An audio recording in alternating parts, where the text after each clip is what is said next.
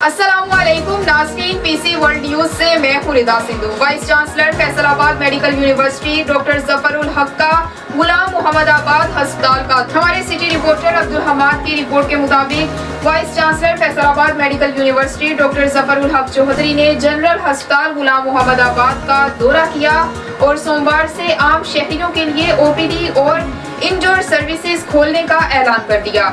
इस मौके पर मेडिकल सुपरिटेंडेंट गवर्नमेंट जनरल अस्पताल गुलाम मोहम्मदाबाद डॉक्टर एजाज अख्तर भट्टी भी मौजूद थे।